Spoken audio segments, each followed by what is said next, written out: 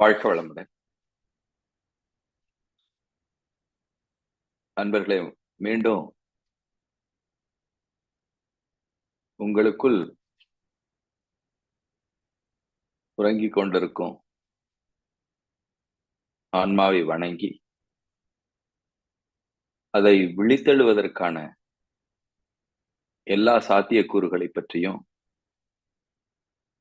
விழிப்புணர்வை நோக்கிய பயணம் என்ற இந்த தொடர் சிந்தனைய குருவின் உணர்வோடு மீண்டும் இத தொடர்கிறோம். அன்பர்களே, இந்த தொடர் சிந்தையில ஒரு சில விஷயங்களை நாம எப்பொழுதுமே நினைவில் கொள்ள வேண்டும்.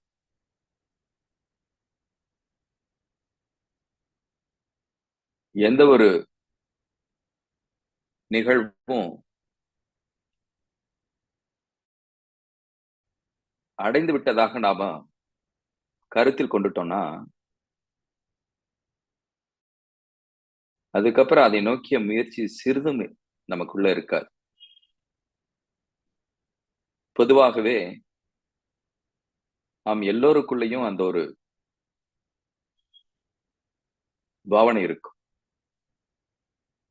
நாம கவனமா தானே இருக்கோம், விழித்துக் கொண்டுதானே இருக்கிறோம், எல்லா செயல்களையும் செய்து கொண்டுதான் இருக்கிறோம். எனவே இதற்கு மேல என்ன ஒரு விழிப்புணர்வு இருக்க முடியும் என்ற ஒரு கருத்து நம்மிடம் எல்லாத்திடமும் ஆழமாக இருக்கிறது. ஆனால் இந்த தொடர் பயணத்துல நாம் அனைவருமே உறக்கத்தில் இருக்கிறோம்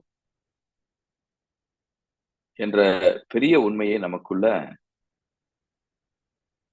தொடர் சிந்தனையாக சிந்தித்துக் கொண்டு வருகிறோம். அதிலிருந்து நாம விடுபட்டு விழிப்பு நிலை பெற வேண்டும் என்பதற்காகத்தான் நம் முன் வாழ்ந்த அனைத்து ஞானிகளும்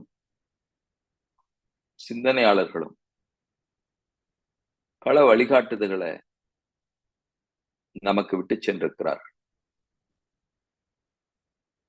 அந்த வகையில அருட்தந்தை அவர்கள் பாமரர்களும் படிக்காதவர்களுக்கு கூட புரிந்து கொண்டு விழிப்புணர்வு பெற வேண்டும் என்ற அடிப்படையில் தான் நமக்கு பயிற்சி திட்டங்களும் விளக்கங்களையும் ஏற்படுத்தி கொடுத்திருக்கிறார். அதனால்தான் மகரிஷி அவங்களை பாமரர்களின் ஞானி என்று அன்போடு அழைக்கின்றோம். அந்த வகையில் அன்பர்களே, இந்த தொடர் சிந்தையினில போன வாரம் நாமும் சில குறிப்புகள் சொன்னோம். அதுல செயல் விளைவு பற்றியும் அருட்தந்தை அவர்கள் நமக்கு பல இடங்கள்ல குறிப்பிடுறாங்க. செயல் செய்யும் போது செயலுக்கு ஏற்ற விளைவு என்றால் நாம் அதை எப்படி புரிந்து கொள்ளணும்னா, ஒரு செயல் செய்யும் போது அதுல நுட்பமா கவனிச்சீங்கன்னா அதனுடைய நோக்கம் ரொம்ப முக்கியம். நோக்கத்தை கணித்து அதை ஒட்டி ஏற்படும் செயலின் வெளிப்பாடு அதுவே நம்மை தகுந்த விளைவுக்கு கொண்டு செல்லும். மகரிஷி அவங்க எளிமையான உதாரணத்துல அதை குறிப்பிடுவாங்க. சாப்பாடு போடுறது என்பது மேலாக பார்த்தா நல்ல செயல். ஆனா ஒருத்தன் நல்லா சாப்பிட்டுட்டு வந்திருக்கான்னு தெரிஞ்சும் கூட, இல்ல நாங்க பூரி நல்லா போடுவோம், அல்லது சப்பாத்தி நல்லா செஞ்சிருப்போம், இல்ல ஸ்வீட் செய்திருக்கோம், நீங்க கட்டாயம் இதை சாப்பிட்டுட்டு தான் போகணும் அப்படின்னு செய்யும்போது அந்த நோக்கம் மாறுது இல்லையா? அப்போ அதற்கு ஏற்ற விளைவு நுட்பமாக மாறும். ஐயா கூட இடையில ஒருத்தங்க கேட்டாங்க, ஐயா ஒருத்தர் எனக்கு துன்பம் விளைவித்தார், நான் அத கருத்துல கொள்ளல. இருந்தாலும் பல நாட் கழித்து அதை கவனிச்சேன் அவங்கள. எனக்கு என்ன துன்பம் விளைவித்தாரோ அதை அவர் அனுபவிக்கிறார். இது எப்படி நிகழும் அப்படின்னு சொல்றாங்க. கேள்வி கேட்டாங்க போன வாரம். நல்லா புரிந்து கொள்ளுங்க. இந்த எல்லா இயக்கங்களும், நுட்பமான உணர்வுகளும் வான்காந்த களத்துல ஏற்படுற சிறு அசைவு கூட நுட்பமாக பதியப்படுகிறது. தகுந்த காலத்துல பிரதிபலிக்கும். அதுக்கு பெரிய உதாரணம் உங்களுக்கு தேவையில்லை. மொபைல் போன் எடுத்தீங்கன்னா, எந்த நாட்டிலேயோ ஏதோ ஒரு மூலையில இருக்கிறவங்களை கூட சன நேரத்துல உங்களால கனெக்ட் பண்ண முடியும். எவ்வளவு அட்வான்ஸ்மெண்ட். மனிதன் அதை சரியாக புரிந்து கொண்டு காந்த அலைகளினுடைய நுட்பத்தை பயன்படுத்துகிற யுக்தி நாம அனுபவித்துக் கொண்டிருக்கிறோம். சோ இன்னும் நிறைய இருக்குங்கிறாங்க சாமி. நாம வான்காந்தம், ஜீவகாந்தம் என்றெல்லாம் அதை உணர்ந்திருக்கிறோம். காந்தம் ஒண்ணுதான். ஜீவனுக்குள்ள இருப்பதால ஜீவகாந்தம் என்று பெயர் எடுக்கிறோம். அன்பர்களே, இவைகள் எல்லாமே மிக நுட்பமான விஷயம். இப்ப விழிப்புணர்வு நோக்கிய பயணத்துல இந்த கருத்தெல்லாம் நமக்குள்ள கட்டாயம் வேணும். ஒரு சின்ன கதையை மட்டும் இன்று உங்களுக்கு சொல்லி இந்த பயணத்தை நாம தொடருவோம். ஒரு பெரிய ஞானி இருந்தாங்க. அவனிடம் ஒரு சீடன் இருந்து வந்தான்.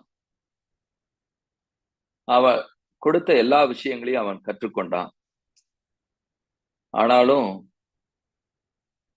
அவர் இந்த நுட்பமான விழிப்புணர்வை பற்றி அவனுக்கு பல முறை சொல்லி உணர்த்த முற்பட்டார். நாமெல்லாம் எவ்வளவு சிரமப்படுறோம் அதுக்கு. நம்ம அன்பர்களே சொல்றோம், ஐயா கொஞ்ச நேரம் இருக்குது, அப்புறம் போயிடுது. மீண்டும் போராடுறோம், மீண்டும் அதுக்கு வர முயற்சி செய்யறோம். கொஞ்சம் சில நேரம் தான் அது நிலைக்குது, மீண்டும் அது போயிடும்.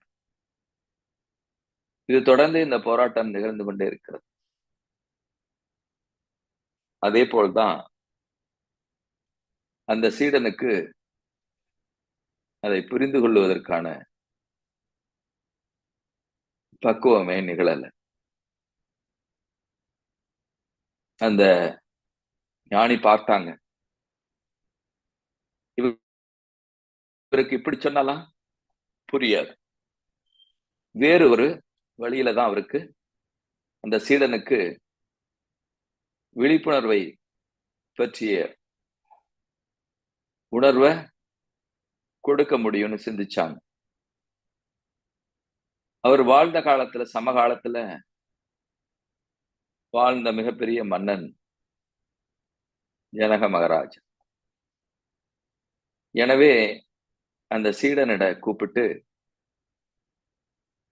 நான் உனக்கு ஒரு விஷயம் சொல்ல போறேன். அதாவது நான் உனக்கு சொல்லணும்னு நினைச்ச ஒரு பெரிய விஷயத்த நீ ஜனகர மகாராஜாவிடம் போய் கற்று வர வேண்டிய கட்டாயத்தில் இருக்கிறாய். இந்த நிமிடத்திலிருந்து அவர்தான் உன்னுடைய குரு. அவர் என்ன சொல்றாரோ அதை நீ கேட்டு பணிந்து நடக்க வேண்டும். இது என்னுடைய ஆணை அப்படின்னு சொல்லி அவனை அனுப்புறார். நல்லா புரிஞ்சுக்கங்க, நம்மிடம் எல்லாத்துக்கிட்டையுமே அந்த போராட்டம் இருக்கு. நம்மால விழிப்புணர்வோடு பல நேரங்களில் இருப்பதில்லை. அப்படின்னா உறக்கத்துல இருக்கிறோம். எல்லா செயல்களுமே, நாம் உருவாக்கிய அத்தனை விஷயங்களுமே உறக்கத்தில் தான் நிகழ்ந்து கொண்டிருக்கிறது. இதிலிருந்து உங்களை தட்டி எப்படி எழுப்புறது? இதே போராட்டத்துல இருந்த அந்த ஞானி அவரை ஜனக மகாராஜா கிட்ட அனுப்புறார். அவன் கிளம்பும் போதே அவனுக்குள்ள ஒரு கோபம், வெறுப்பு. நாம தான் நமது ஆசிரியர் கொடுத்த அத்தனை விஷயத்தையும் நல்லா பண்ணிட்டோமே, இன்னும் ஏதோ விடுபட்டு போச்சுன்னு சொல்றாரு. அதையும் அவரே சொல்லிக் கொடுக்கலாம். நான் பிறப்பால் ஒரு பிராமணன், அந்தணன். நான் ஒரு சத்திரியன் கிட்ட போய் கத்துக்கிறதுக்கு என்ன இருக்குது அப்படிங்கிற எண்ணம் எல்லாம் அவனுக்குள்ள ஓடுது.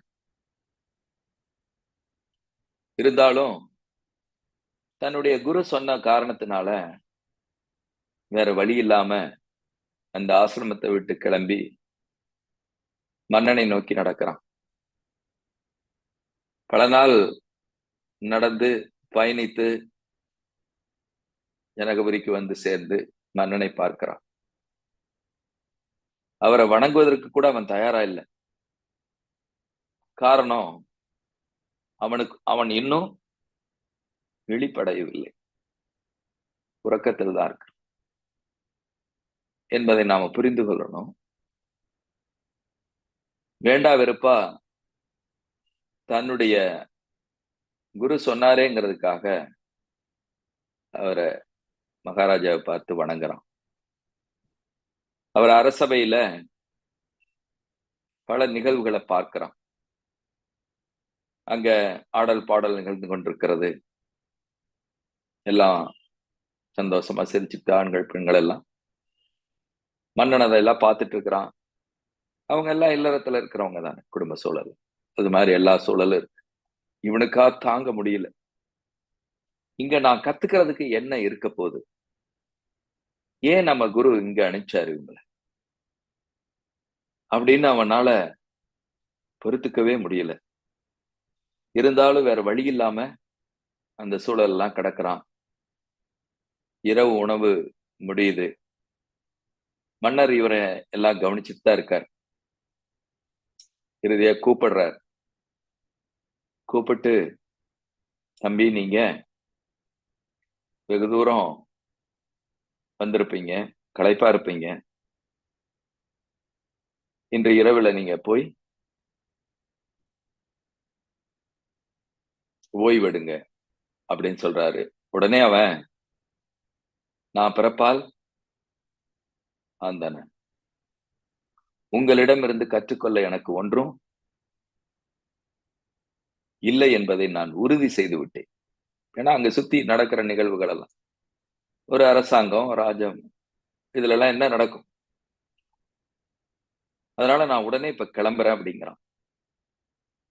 சரி, உன்னுடைய முடிவை நான் ஏற்கிறேன். மன்னர் சொல்றார், இன்று இரவு மட்டும் தங்கிட்டு நாளை காலையில நீ போகலாம் என்று அவரை அனுமதிக்கிறார்.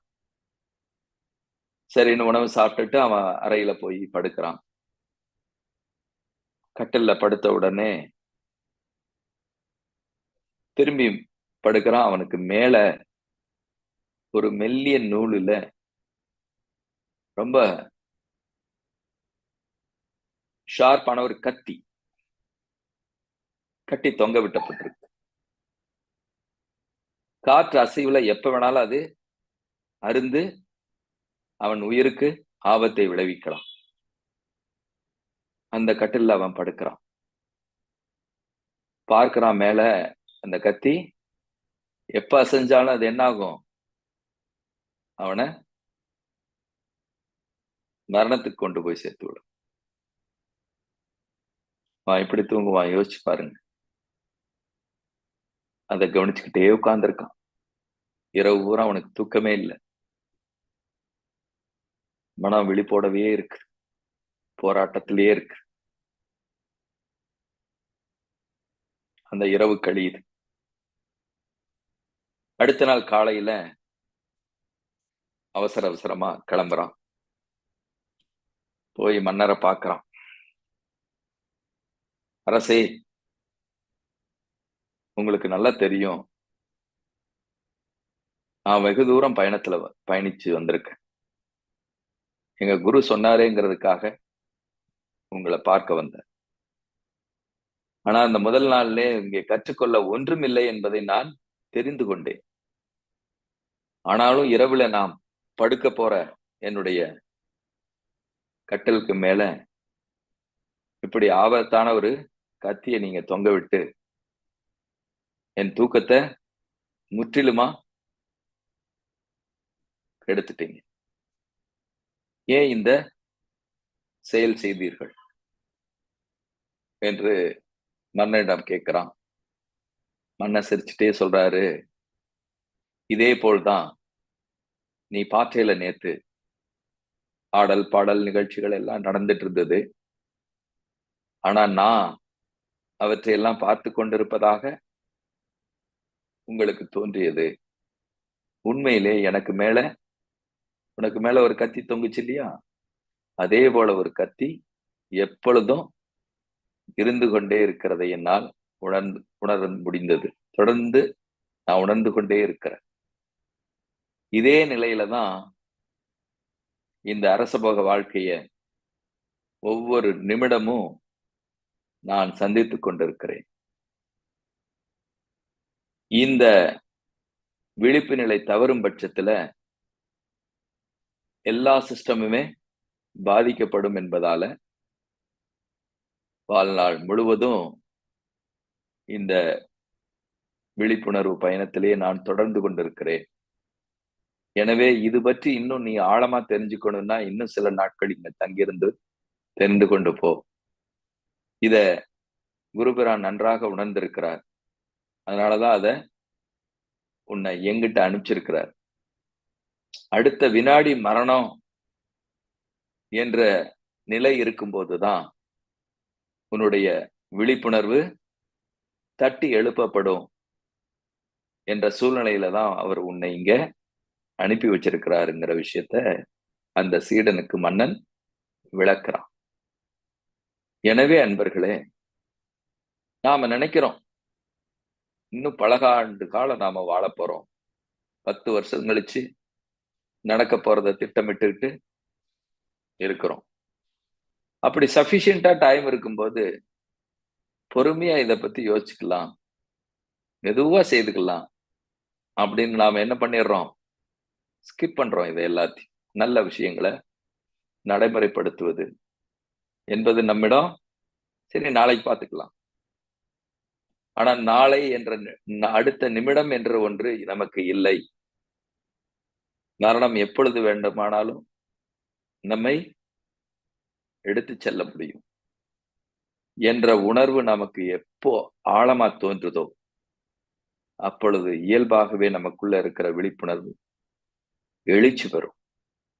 இந்த உண்மையை சொல்லுவதற்காகத்தான் இந்த சிறு கதையை இன்றைக்கு உங்களுக்கு சிந்தனைக்கு நான் விட்டிருக்கிறேன். இதை மீண்டும் சிந்தித்து பாருங்க.